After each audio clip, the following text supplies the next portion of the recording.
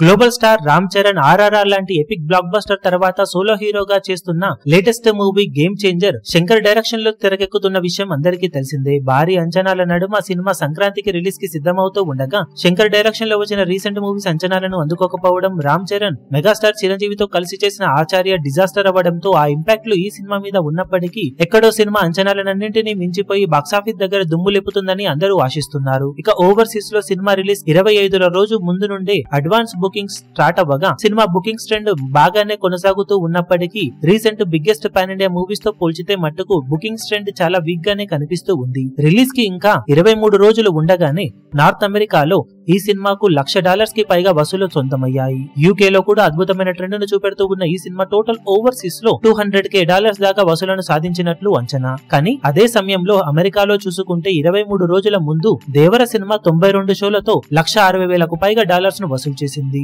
కానీ game changer cinema 700కు పైగా షోలతో కేవలం $1,00,000 ను మాత్రమే దాటింది.